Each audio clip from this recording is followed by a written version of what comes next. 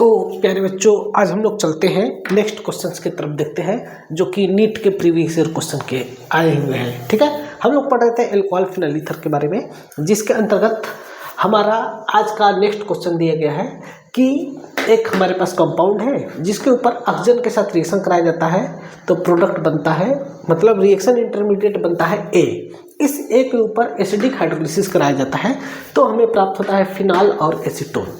ठीक है, तब इस केस में जो आपका रिएक्शन इंटरमीडिएट ए है वो कौन सा प्रोडक्ट है। ठीक है, तो इस केस को जानने के लिए आपको सबसे पहले यहाँ पर जानना होगा कि इसका नाम होता है क्यूमीन। ओके, यह मॉलिक्यूल है आपका क्यूमीन का। क्यूमीन का मतलब होता है, अगर हम लोग बेंजीन के ऊपर आइसोप्रोपाइल को ऐड कर दें तो इसको हम लोग क्या बोलते हैं, इसका जनरल नेम, कॉमन नेम होता है क्यूमीन। ठीक है, तो अगर इसके ऊपर ऑक्सीजन के साथ रिएक्शन कराया जाता है तो जो रिएक्शन इंटरमीडिएट बनता है वो बहुत ही स्पेशल बनता है।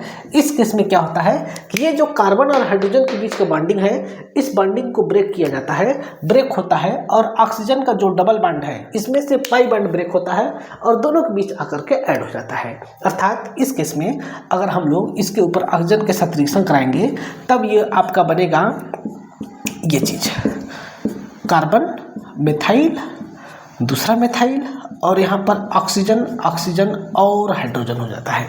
ठीक है, इस केस में इसका नाम होता है क्यूमीन हाइड्रोपरॉक्साइड।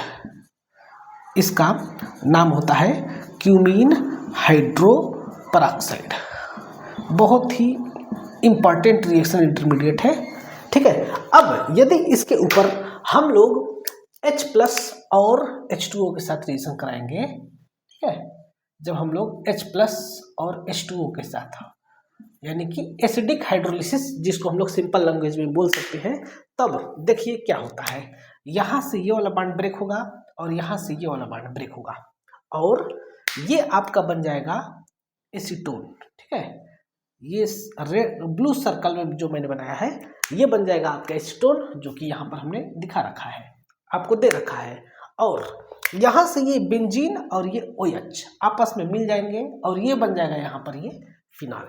ठीक है, तब इस केस में जो रिएक्शन इंटरमीडिएट बनता है वो होता है क्यूमीन हाइड्रोपरॉक्साइड, और जो कि इस केस में ये आपका ऑप्शन 1 है। ठीक है, इस प्रकार से इस क्वेश्चन को हमें करना था। बहुत ही इजी क्वेश्चन था जो कि नीट के 2019 में पूछा गया था क्वेश्चन।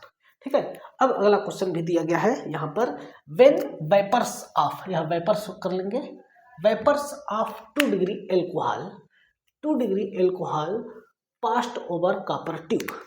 जब हम लोग कॉपर के ट्यूब से 2 डिग्री एल्कोहल के वेपर को पास करते हैं अंडर 300 डिग्री सेल्सियस, तब इस केस में क्या होता है। ठीक है, ये चीज आपका क्वेश्चन है। तो हम यहाँ पर सिर्फ 2 डिग्री के बारे में ही नहीं, 1 डिग्री, 2 डिग्री और 3 डिग्री तीनों के बारे में देख लेते हैं। बहुत ही प्यारा, बहुत ही अच्छा, बहुत ही ज़्यादा इंपॉर्टेंट क्वेश्चन है। जब हम लोग 1 डिग्री एल्कोहल को कॉपर के ट्यूब से पास करते हैं 300 डिग्री सेल्सियस टेम्परेचर पर, तब ये आपका बनता है एल्डिहाइड। जब 2 डिग्री एल्कोहल को कॉपर के ट्यूब से पास किया जाता है 300 डिग्री सेल्सियस टेम्परेचर पर, तब ये बनता है आपका कीटोन। और जब हम लोग 3 डिग्री एल्कोहल को कॉपर के ट्यूब से पास करते हैं 300 डिग्री सेल्सियस टेम्परेचर पर, तब ये आपका बनता है एल्कीन। ओके, इससे भी ज़्यादा इंपॉर्टेंट इस केस में ये हो जाता है कि यहाँ पर निकलता क्या है। तो जब 1 डिग्री और 2 डिग्री एल्कोहल के साथ जब रिएक्शन होगा यहाँ पर, तब हाइड्रोजन मॉलिक्यूल निकलता है, जिसके चलते इस रिएक्शन को हम लोग बोलते हैं डिहाइड्रोजिनेशन।